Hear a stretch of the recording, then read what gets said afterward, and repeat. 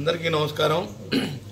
అచ్చంపేట నియోజకవర్గంలో కురుస్తున్నటువంటి భారీ వర్షాలు కుండపోత వర్షాలకు ఇప్పటికే చాలా చెరువులు నిండి అలగలుగుతా ఉన్నాయి।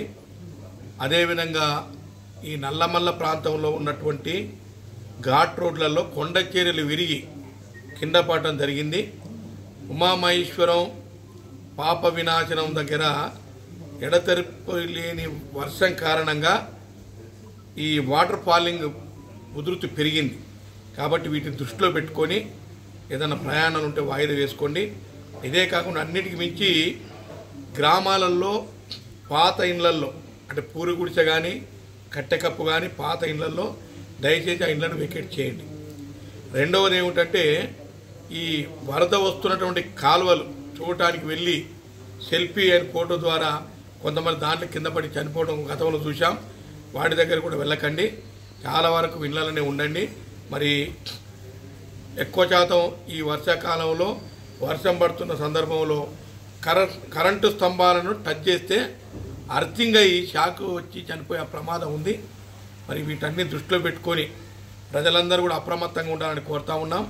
ఇప్పటికీ జిల్లా కలెక్టర్ గారు రెవెన్యూ అధికారులకు అదేవిధంగా పంచాయతీరాజ్ అధికారులకు పోలీస్ డిపార్ట్మెంట్కు మరి ఇన్స్ట్రక్షన్స్ ఇవ్వడం జరిగింది। నేను నిన్న ఇవ్వడం జరిగింది, ఇవాళ కూడా పర్సనల్గా అందరు అధికారులతో మాట్లాడడం జరిగింది।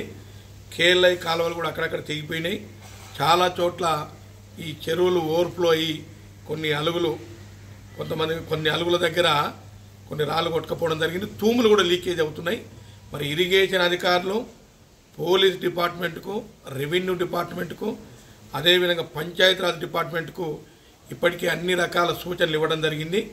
కాబట్టి వారు ఈ పంచాయతీరాజ్ సెక్రటరీ ఎవరైతే ఉన్నారో గ్రామ పంచాయతీ సెక్రటరీస్ వాళ్ళందరూ కూడా హెడ్ క్వార్టర్ మెయింటైన్ చేయాలని చెప్పడం జరిగింది। ఎక్కడ ఏ చిన్న ప్రాబ్లం వచ్చినా వెంటనే స్పందించి దాన్ని రెక్టిఫై చేయాలని ఇప్పటికే ఇన్స్ట్రక్షన్ ఇవ్వడం జరిగింది।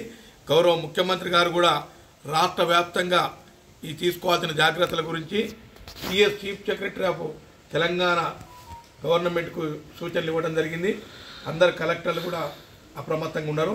దయచేసి అచ్చంపేట నియోజకవర్గ ప్రజలకు నా విజ్ఞప్తి ఏమిటంటే జాగ్రత్తలు తీసుకొని ఎక్కడ కూడా ప్రాణ నష్టం జరగకుండా మీరు ఈ రకంగా జాగ్రత్తలు తీసుకోవాలని కోరుతూ అందరికీ ప్రత్యేకమైన విజ్ఞప్తి ఏమిటంటే ఇంకా 2 రోజులు భారీ వర్షాలు ఉన్నాయి। దయచేసి ఇంట్లో నుంచి బయటికి వెళ్లకుండా మరి ఇప్పటికే గవర్నమెంట్ రేపు కానీ ఎల్లుండి కానీ స్కూళ్ళకు కూడా సెలవులు ప్రకటించే అవకాశం ఉంది।